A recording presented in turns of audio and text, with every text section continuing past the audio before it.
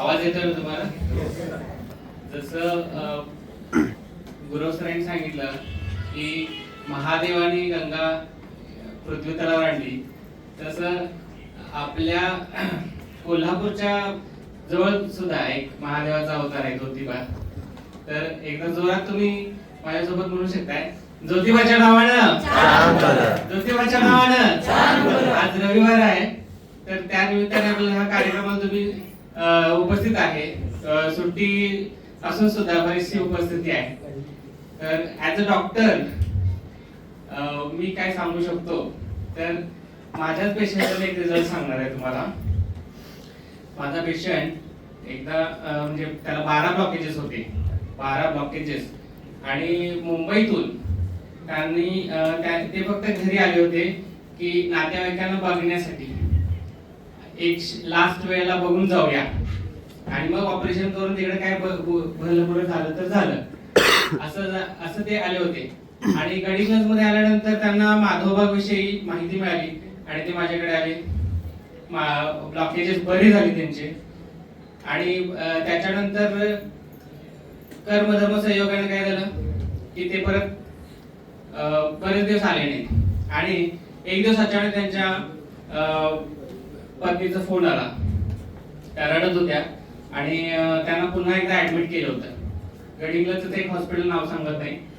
आणि त्याच्यामध्ये त्यांनी मिसेस त्यांच्या रडत असताना असं सांगितलं की अर्ध्या तासाची वेळ दिलेली आहे, अर्ध्या तासातच काय भलं बरं होऊ शकतंय, गॅरंटी दिलेली नाही, तुम्ही पळत या.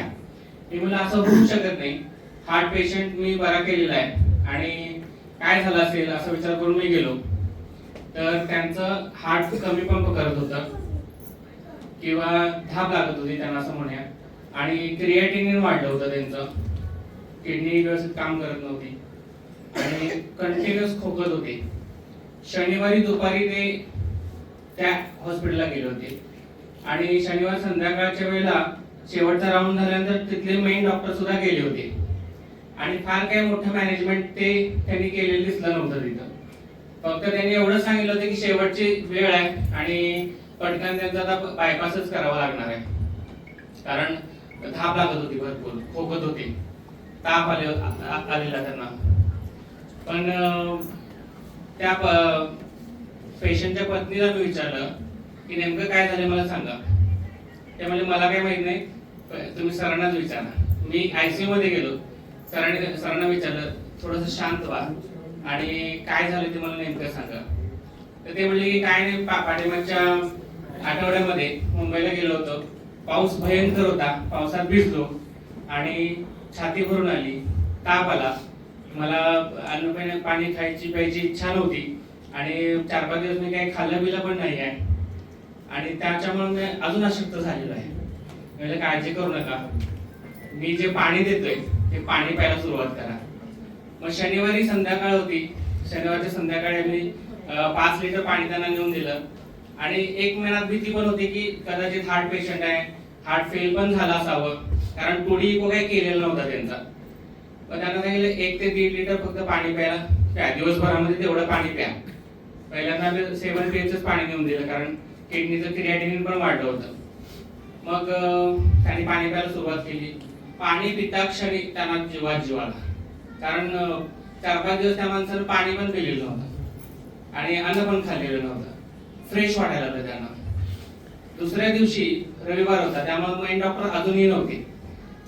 दुसऱ्या दिवशी संपूर्ण दिवसभर डॉक्टर फिरकले नाही. त्या दिवशी पण आम्हाला पाणी पाजायचा चान्स मिळाला.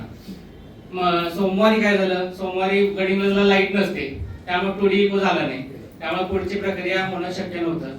सोमवारचाही वेळ मिळाला, त्या दिवशी पण पाणी पाजलं आम्ही. आयसीयू मध्ये ही सगळी प्रक्रिया घडत होती.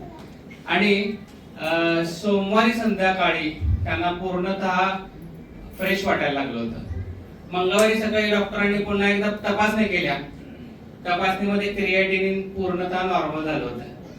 शनिवार, रविवार, सोमवार 3 दिवस मी स्वतः आयसीयू मध्ये पाणी नेऊन देतोय, पेशंट पाणी पितोय, मस्तपैकी जेवण चाललेलं आहे आणि पेशंट एकदम रिलॅक्स.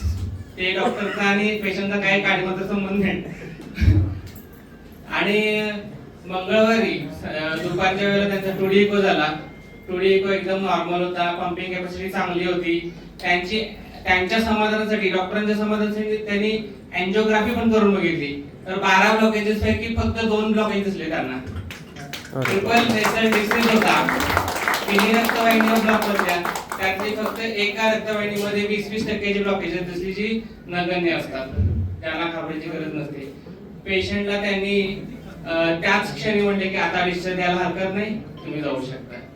ते एवढं सांगितल्यानंतर पेशंट एवढा खुश झाला की म्हणला जर शनिवारी तुम्ही मला भेटला नसता तर मंगळवारी माझं बायपास करून मोकळे झाले असते.